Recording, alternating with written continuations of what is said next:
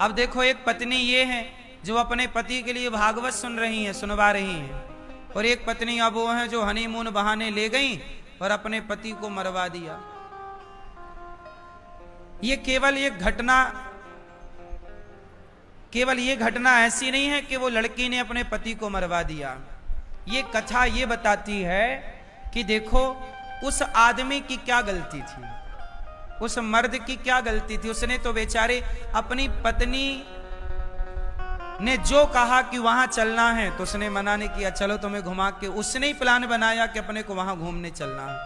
और सोचो कि वो महिला जिसने पति को मारने का प्लान बनाया, वो विवाह के पहले वहां जा चुकी थी और पूरा घूम के आ चुकी थी, देख के कि कहां कहां कैसे खड़ा करके कैसे धक्के मारना, कैसे मतलब मारने की पूरी प्लानिंग कर चुकी थी। और शादी के बाद अपने पति को ले गई। राजा नाम था उसके पति का, राजी नाम है, राजा रघुवंशी। ले गई और वो देखो अब उस पति की क्या गलती थी बेचारे की। पति ने तो भरोसा किया ना भाई, कौन पत्नी अपने पति को, कौन सोच सकता है कि पत्नी मरवा देगी हमें। यदि ये विश्वास समाप्त हो जाए तो पूरी प्रकृति हिल जाएगी। यदि ये विश्वास समाप्त हो जाए तो ये पृथ्वी में भूचाल आ जाएगा।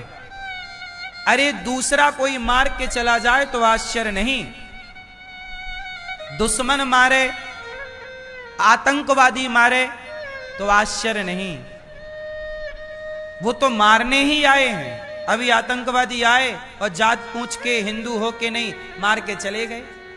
उनसे तो उम्मीद क्या कर सकते थे भाई, वो तो मारने ही आए थे, वो तो आतंकी थे।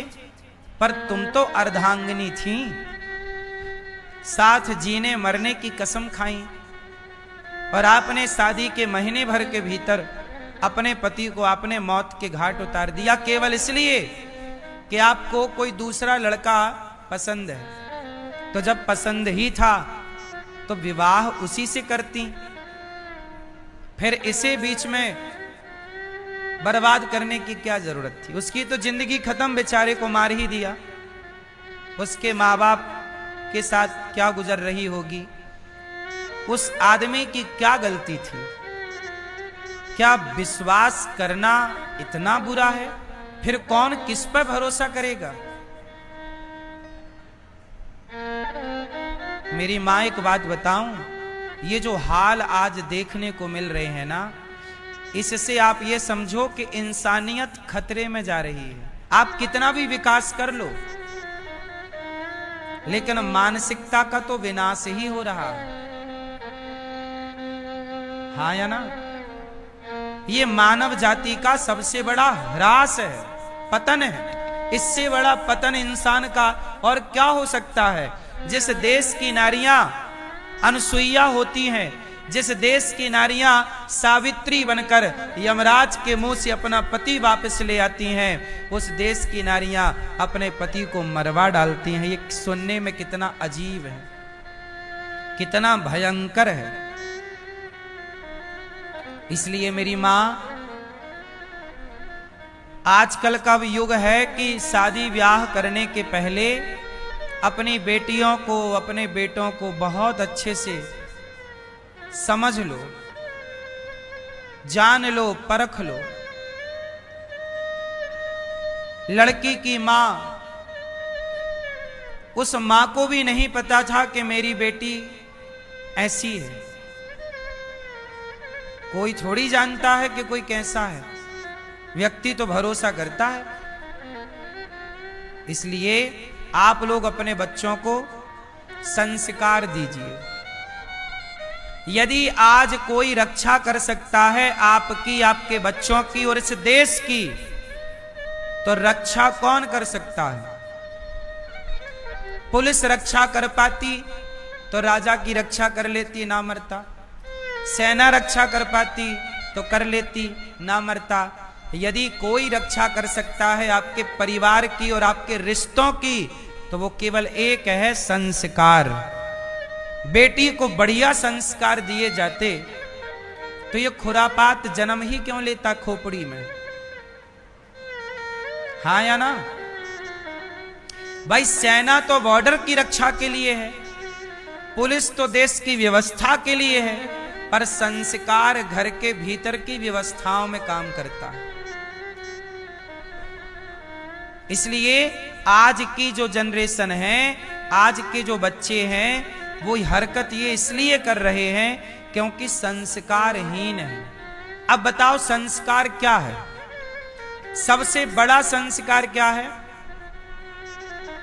चरित्र का संस्कार ही श्रेष्ठ संस्कार है। आजकल की कुछ लड़कियां, कुछ लड़के क्या हो रहे हैं? चरित्रहीन हो रहे हैं। अब चरित्रहीन हो गए। वो लड़की का किसी और लड़के से चक्कर था, अब उसको करनी पड़ी शादी किसी और लड़के से। तो कहावत कहते ना, दिल लगा गदही से तो परी किस काम की। जबकि वो लड़का देखने में कितना सुंदर था जिसको मार दिया, और वो जिसके संग उसका चक्कर था वो कितना घटिया दिख रहा है। ऐसे ही हाल वो ड्रम वाले केस में भी था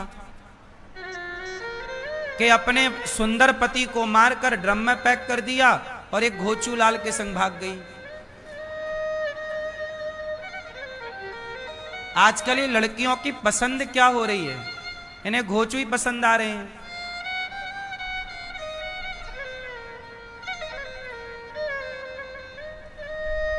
हाँ या ना?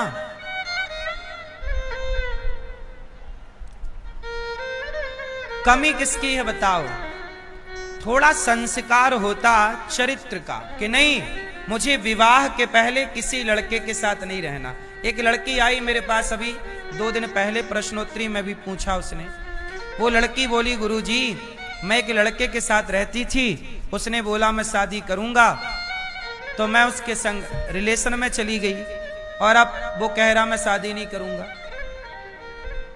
ये मैं एक सवाल पूछूं, शादी कर लेना बहुत अच्छा है, विवाह कर लेना बहुत अच्छा है, पर विवाह के पहले जो आप रिलेशन बना लेते हैं, शारीरिक शोषण जो आप अपना करा लेते हैं या कर लेते हैं, ये बहुत हानिकारक है, स्त्री के लिए भी और पुरुष के लिए भी।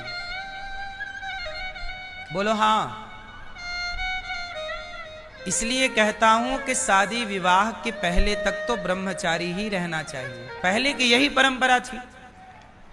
अब आज के लड़के होशियार हैं, शादी हुई नहीं पहले ही उनका मन भटकने लग जाता है और वो अपना शारीरिक पूर्ति करने लग जाते हैं। उन्हें पता नहीं है लेकिन उसके दुष्परिणाम क्या है।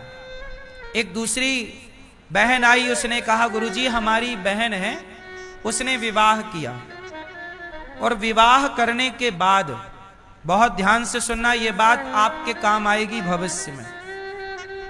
एक लड़की ने विवाह किया, विवाह के कुछ दिनों बाद पता चला कि उसके पति को एड्स की बीमारी है, एड्स है।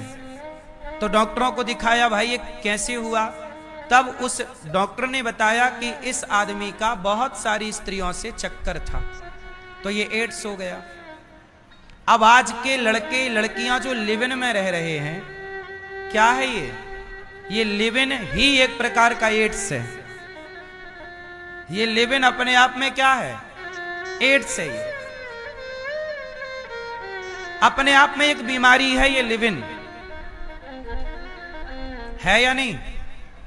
कोई भी लड़की शादी के पहले पराये पुरुष के बारे में ना सोचे, और कोई भी लड़का ऐसे संस्कार दो आप कि आपकी बेटी विवाह के पहले सोचे ही ना पराये के बारे में, और लड़का भी पराये नारी के बारे में विवाह के पहले सोचे ही ना, तो फिर देखो कोई संबंध, कोई रिश्ता कभी टूट ही नहीं सकता। गलतियां ये हो गई कि आपने अपनी जड़ों को काट दिया। सनातन की जड़ क्या है? बोलो। सनातन की जड़ है चरित्र। राम चरित्र सुनवे को रसिया राम लखन सीता मन। राम कैसे हैं? चरित्रवान।